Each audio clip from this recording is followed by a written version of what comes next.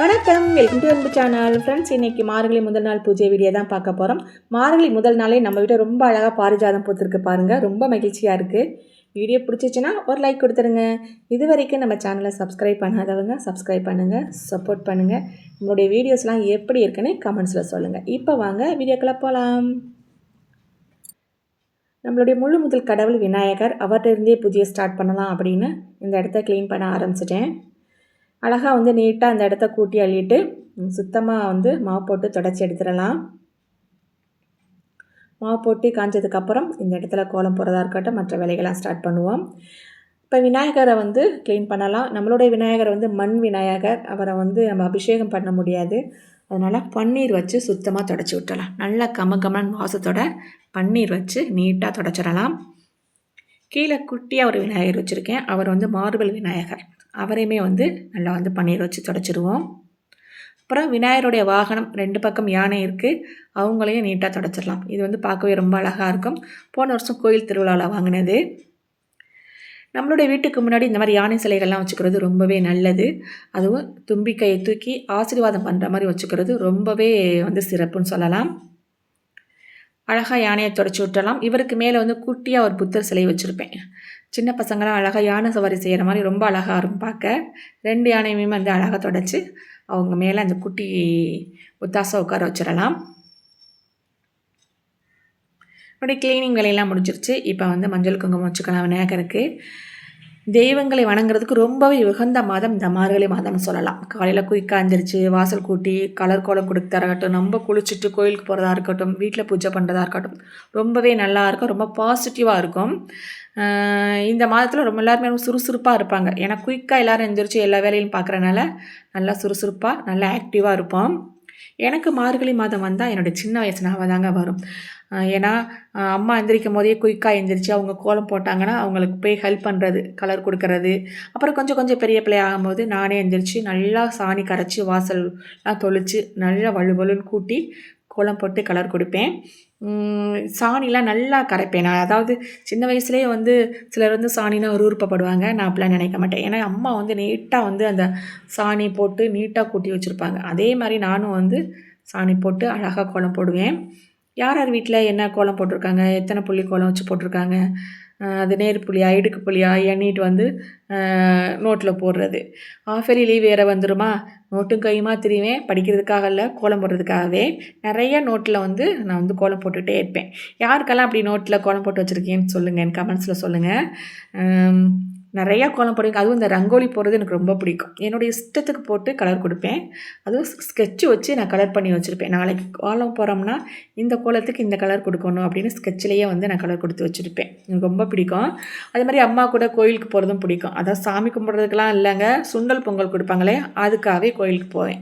இன்னும் எனக்கு நினச்சா சிரிப்பாக வரும். மார்கழி மாதம் வந்தாலே எனக்கு சுண்டல் பொங்கல் ஞாபகம் தான் வரும். இப்போ நம்ம வீட்டில் வந்து சாணி துடைக்கிறதுக்கு வேலையே இல்லாமல் போச்சு. ஏன்னா என்னுடைய வாசல் வந்து பார்த்திங்கன்னா படி தான் என்னுடைய வாசல். இறங்குற படி தான் 2 ஸ்டெப்பு தான் வந்து எனக்கு வாசலாக இருக்குது. அதனால் சாணிலாம் போட முடியாது. அது மாதிரி என்னுடைய இஷ்டத்துக்கு நான் வந்து கோலம் போட்டு கலரும் கொடுக்க முடியலை. இப்போலாம் வந்து எனக்கு கோலம் போடுறதுக்கே இன்ட்ரெஸ்ட் இல்லாத மாதிரி இருக்குது. ஏன்னா சின்ன படி இருக்குது, அதில் வந்து ஒரு 3 புள்ளி வச்சு கோலம் போடலாம், அவ்வளோதான். அதனால் ரொம்ப கஷ்டமாக இருக்குது. கலர் கோலம்லாம் போட முடியலையே, பெரிய பெரிய கோலமாக போட முடியலையேன்னு. இப்போ வந்து நம்ம விநாயகரை ரெடி பண்ணியாச்சு. அவருக்கு முன்னாடி கோலமும் போட்டுறலாம். அப்போலாம் வந்து புள்ளி வச்சு நம்ம கோலம் போட்டோம். ஒரு புள்ளி தப்பானாலும் அந்த கோலமே தப்பாயிரும். அப்புறம் எல்லாமே அழிக்கிற மாதிரி இருக்கும். இப்போ பார்த்தீங்களா, ஒரு அச்சு வச்சோம்னா அதில் மாவை போட்டு அப்படி தடவி எடுத்தோம்னா சூப்பரான கோலம் ரெடி ஆயிடுச்சு. கோலத்துக்கு நடுவில் மஞ்சள் குங்குமம் வச்சு விட்டுறலாம். விநாயகருக்கு 2 பக்கமும் அகல் விளக்கு க்ளீன் பண்ணி மஞ்சள் குங்குமம் வச்சுருக்கேன். அதில் வந்து அழகாக திரி போட்டு எண்ணெய் ஊற்றிடலாம். எனக்கு இந்த இடத்துல பூஜை பண்ணுறது ரொம்ப ரொம்ப பிடிக்கும். ஏன்னு பார்த்தீங்கன்னா, நல்லா அழகாக உட்காந்து சமணங்கொள்ளி நிதானமாக பொறுமையாக பூஜை பண்ணலாம். என்னுடைய பூஜை அறையில் வந்து நின்றுட்டு சாமி கும்பிட்ற மாதிரி இருக்கும். ஆனால் இந்த இடத்துல உட்காந்தே நம்ம வந்து அழகாக வந்து தீப தூபமெல்லாம் காமிச்சு மனதார வந்து பூஜை பண்ணலாம். எனக்கு ரொம்ப ரொம்ப பிடிக்கும். எப்போதுமே வந்து வெளியில் விநாயகர்கிட்ட விளக்கேற்றிட்டு அப்புறமா விளக்கு மாடத்தில் விளக்கேற்றி அப்படியே பூஜை அறைக்கு போவேன். இப்போவும் வந்து நம்ம விநாயகருக்கு வந்து தீப தூபமெல்லாம் காமிச்சு ஆரத்தி எடுத்துக்கலாம். மேலேயும் வந்து நம்ம பெரிய விநாயகர் ஸ்டிக்கர் ஒட்டியிருக்கோமே, அவருக்குமே மஞ்சள் குங்குமம்லாம் வச்சு 2 பக்கமும் வந்து தொங்கு விளக்க அழகாக விளக்கேற்றியிருக்கேன். நம்ம வீட்டு என்ட்ரன்ஸ்லேயே இது வந்து பார்க்குறதுக்கு ரொம்ப அழகாக ஒரு கோவில் மாதிரி இருக்குது, சின்ன கோவில் மாதிரி ரொம்ப அழகாக இருக்கும். ஈவினிங் டைம் விளக்கேற்றி இந்த இடத்துல வந்து தீப தூபம்லாம் போடும்போது ரொம்ப பாசிட்டிவாக இருக்கும். அது மார்கழி மாதம் அப்படிங்கிறனால தினமும் வந்து நம்ம இந்த இடத்துல வந்து சாயங்கால நேரம் விளக்கேற்றி பூஜை பண்ணிடலாம்.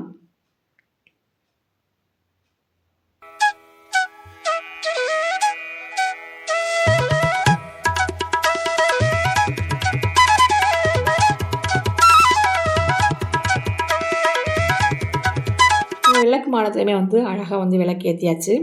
இங்கே வந்து பார்த்திங்கன்னா விளக்கு மாடத்துக்கு கீழே சின்னதாக பெல் இருக்குது. அதனால் இந்த பெல்லை கழட்டிட்டு கொஞ்சம் பெருசாக போடலாம் அப்படின்னு புதுசாக வந்து பெரிய பெல் வந்து வாங்கியிருக்கேன்.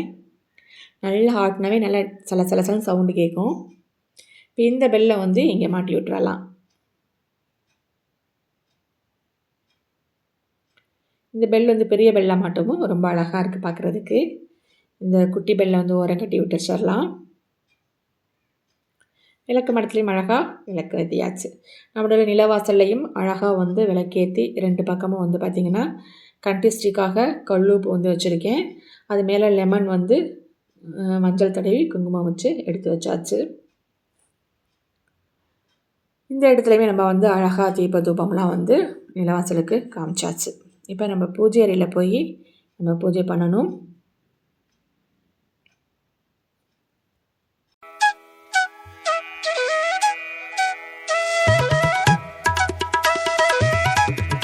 நம்மளுடைய ஹாலில் வந்து பார்த்திங்கன்னா அழகாக விளக்கு ஏற்றிருக்கேன். நம்முடைய பழைய அகல் விளக்குலாம் நிறையா இருந்துச்சு, அதை தூக்கி போட மனசு வரலை. எல்லாமே க்ளீன் பண்ணி பெயிண்ட் பண்ணி அழகாக வந்து விளக்கு ரெடி பண்ணியிருக்கேன். கீழே பெரிய அகல் விளக்கு வச்சு இது மேலே சின்ன அகல் விளக்குலாம் 1 by 1 வந்து அடுக்கி வச்சு பைபான் கம்மு வச்சு ஒட்டிட்டு மேலே 5 முக விளக்கு வந்து வச்சுட்டு சூப்பரான குத்து விளக்கு ரெடி. ஒரே விளக்கில் 3 விளக்கு வச்சு சூப்பரான ஒரு குருவி விளக்கு மாதிரி ரெடி பண்ணியிருக்கேன். அழகாக குத்து விளக்கு நடுவில் வச்சு பூக்கள்லாம் டெக்கரேட் பண்ணி சுற்றி இந்த விளக்கு வந்து வச்சு ரொம்ப அழகாக வந்து விளக்கு ஏற்றியிருக்கேன். பார்க்குறதுக்கே ரொம்ப அழகாக இருந்தது. இது வந்து ஆக்சுவலாக நம்ம கார்த்திகை 3ஆம் நாள் வந்து இந்த விளக்கு ஏற்றலாம்னு நினச்சேன். எனக்கு முடியலை. சரி மார்கழி முதல் நாள் வந்து இந்த விளக்கு ஏற்றலாம் அப்படின்னு அழகாக விளக்கு ஏற்றியாச்சு. நிறைய அகல் விளக்கு இருக்குது நம்மக்கிட்ட, தூக்கி போட மனசு வரலை. வருஷம் வந்து பார்த்திங்கன்னா எவ்வளோ விளக்கு இருந்தாலும் புதுசாக ஒரு 10 விளக்காச்சும் வாங்கி புதுசாக விளக்கு ஏற்றணும், அதுதான் முறை. அப்படி வாங்கும்போது நம்மள்ட்ட விளக்கு சேர்ந்துட்டு தான் இருக்கும். போன வருஷம் வாங்கினது முந்தின வருஷம் வாங்கினதுன்னு நிறையா இருக்கும். அதை தூக்கி போட மனசு வர மாட்டேங்குது. சரின்னு அழகாக வந்து அதை ரீயூஸ் பண்ணிடலாமேன்னு இப்படி ரெடி பண்ணி வந்து அழகாக விளக்கு ஏற்றியாச்சு. நல்லா கோல்டு கலரில் பெயிண்ட் பண்ணியிருக்கிறது. அந்த விளக்கு ஒளியில் வந்து அப்படி தங்க மாதிரி ஜொலிக்குது. ரொம்ப சூப்பராக இருக்குது. அதுவும் லைட்டெல்லாம் ஆஃப் பண்ணிவிட்டு பார்க்கும்போது அந்த வெளிச்சத்தில் ரொம்ப அழகாக இருந்துச்சு. நான் ரொம்ப நேரம் லைட் ஆஃப் பண்ணி வச்சுட்டு ரசித்து பார்த்துட்டே இருந்தேன். அந்த பழைய விளக்கெல்லாம் ரீயூஸ் பண்ணியிருக்கேன் இல்லையா, அது எப்படி இருக்குன்னு எனக்கு கமெண்ட்ஸில் சொல்லுங்கள். பார்க்குறதுக்கு நல்லா இருக்கா அப்படின்னு மறக்காமல் கமெண்ட்ஸில் சொல்லுங்கள். இன்றைக்கி செவ்வாய்க்கிழமை அப்படிங்கிறனால முருகருக்கு வெற்றிலை தீபம் ஏற்றணும். அதனால் இந்த இடத்துலையும் வந்து நம்ம வந்து முருகருக்கு வந்து ரெடி பண்ணிடலாம். வெற்றிலையெல்லாம் வச்சு அழகாக தீபம் ஏற்றி நம்ம வந்து பூஜையை வந்து ஸ்டார்ட் பண்ணிக்கலாம் பூஜை அறையில்.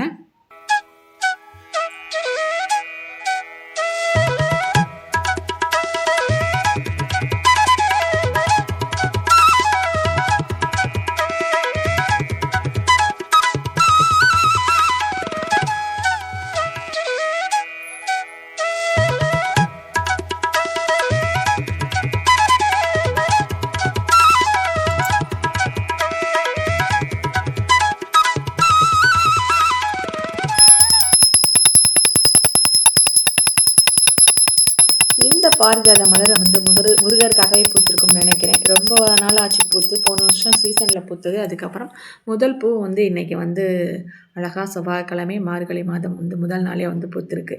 ரொம்ப மகிழ்ச்சியாக இருந்தது. அழகாக முருகருக்கு வெற்றிலை தீபமும் போட்டாச்சு.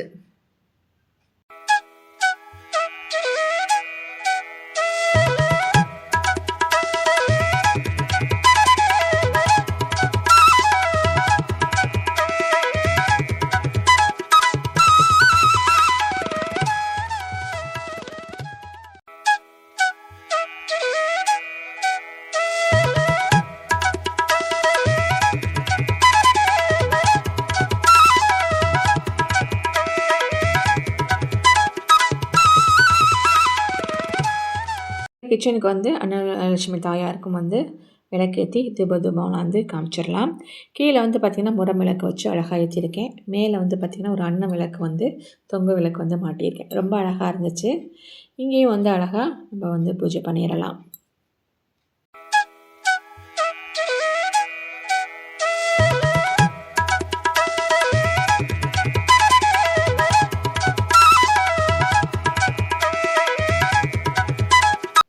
மார்கழி முதல் நாளை வந்து சூப்பராக வரவேற்கும் விதமாக நம்ம அழகாக வந்து பூஜை பண்ணி வழிபாடு பண்ணியாச்சு. என்ன ஃப்ரெண்ட்ஸ், வீடியோ எப்படி இருக்குது? பிடிச்சிருக்கா? பிடிச்சிச்சின்னா லைக் கொடுக்க மறக்காதீங்க. இது வரைக்கும் நம்ம சேனலை சப்ஸ்கிரைப் பண்ணாதவங்க சப்ஸ்கிரைப் பண்ணுங்கள், சப்போர்ட் பண்ணுங்கள். நம்மளோட வீடியோவை உங்கள் ஃப்ரெண்ட்ஸ் ரிலேஷன்லாம் ஷேர் பண்ணி விடுங்க. நன்றி, வணக்கம், டாடா, பாய்.